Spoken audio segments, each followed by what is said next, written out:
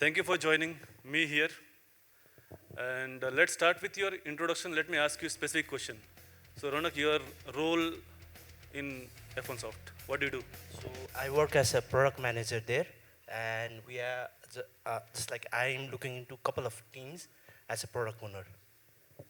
So, when you say couple of teams, how do you manage the two or three different teams? So like we have in one team, I work as a full-time product manager, as a product owner. But for another two teams, we have BA. So they are like freshers. Just have like a couple of experience of 2 3 years, and they work as full-time PO there. And I'm just guiding those two teams. Okay. So, how does your day look like, start to end, in Uh, quick brief? So it's F1 Soft, and all our clients are Nepali clients. So my experience for so far is it's very difficult to manage and collaborate with Nepali clients. So it's easier to deal with Americans or Australians or Europeans, but for Nepali it's a little bit different because we weren't nourished in that way. So we still, like when I talk with my mom, I still negotiate, and that happens every day around. So that's the different thing that we do in F1 Soft. And starting from my day, I don't know how many phone calls I'm going to get. So when the day ends, it'll be like 20 to 25 phone calls. And, and it'll be like 50% I'll be with my development team and 50% with the clients. So that's my day. Looks like tough. 25 plus phones need to be then 50% with developers, 50% with the clients. Yeah. So when you have 25 per calls, where is that 25 calls, gets placed into when you are with developers or when with your clients? No, 25 calls is all with clients. Okay. So it might be getting the new requirements or just supporting them. Okay. And you mentioned something about it's difficult to collaborate with Nepali clients. Can you please elaborate it? So it becomes like we can't lock all the requirements with Nepali clients. So to us, when the first requirement comes in, we need to deal with what the requirement really is. So when the development starts and we have like a month passes by, the requirement changes. Oh. And that's the thing we need to deal with. So is it only with Nepali clients or it's with other clients also? Okay, maybe less, maybe more. Yeah. Okay.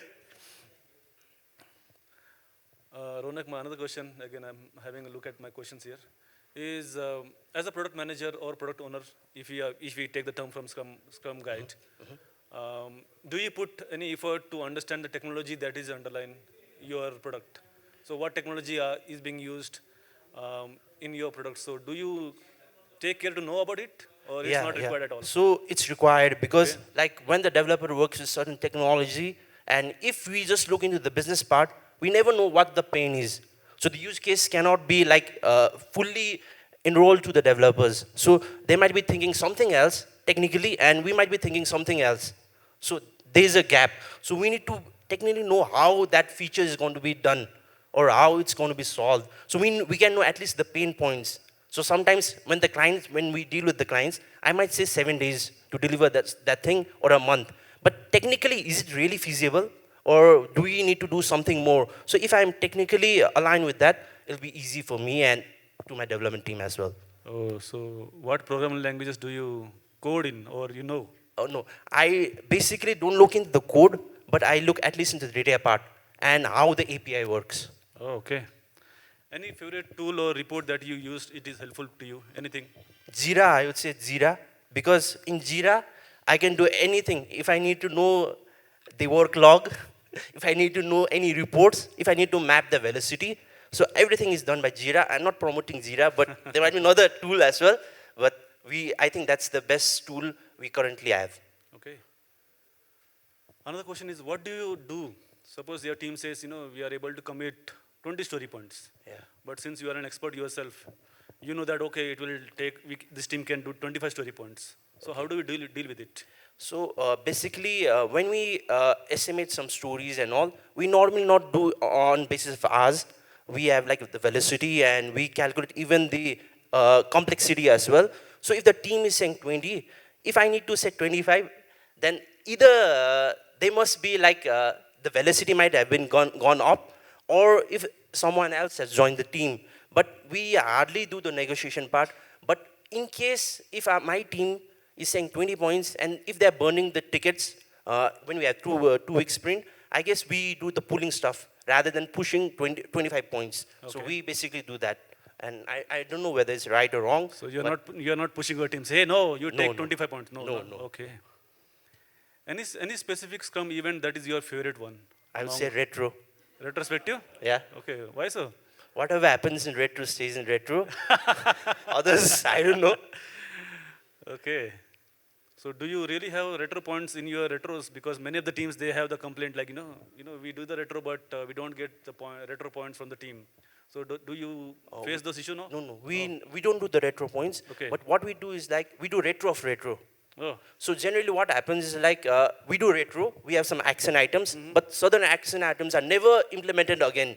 So after 5 sprints or 10 sprints, we do retro of retro as well. So whether that assigned action item has really been implemented or not. So that's how we are engaging stuffs right now. awesome. I learned something new today. Thank you, Raunak. And another question would be from the management perspective. Yeah. So does your management really value the role that you're playing, or are they convinced that, okay, this role is providing the value to the organization? Yeah, management thinks so because we get like bundle of features from the clients as well, and bundle of features we need to develop as well. So if as a PO we can create some business value to the management as well, I would say the marketing team or other team. So they would say like we are doing a good job.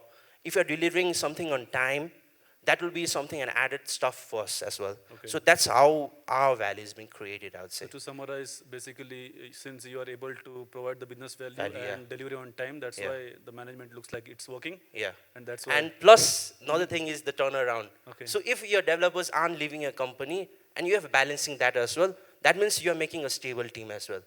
Wow. Okay. Any critical aspect of your job which will keep you awake at nights? Okay, this stuff is actually difficult. I am unable to sleep because of this. Is there anything as such? Okay, nothing like that so far, but sometimes we need to, I would say, re-maintain the backlog. That might be the point when I'm really busy with my clients and I have no time seeing how many tickets have been voted by my developers or for prioritized by my developers as well. So for that, I might need to work at night. So if the planning is tomorrow, propose we have done like grooming session and all. So that might be the case, but we say like OT is nothing that we promote.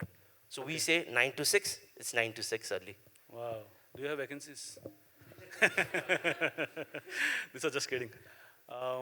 If somebody here or after going through the YouTube video, they feel that, okay, I want to be a product manager like Raunak Maskey.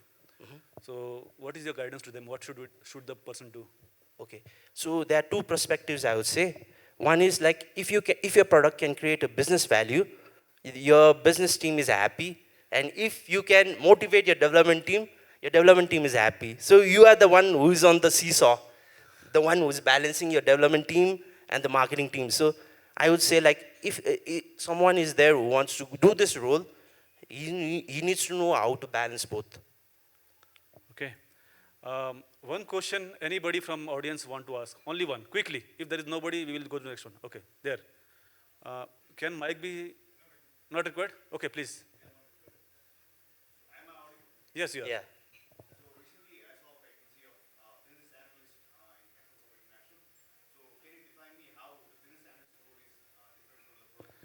Sorry, I will stop it because not directly related to this, the session that we're doing. Yeah, please. What is the most challenging part about being a PO? Because you're kind of in the middle of a customer and your dev team, and you have to bridge that gap. But then sometimes you feel like you're not doing justice to both the parties. Sometimes you can understand the customer's pain point, but not the developers, and vice versa.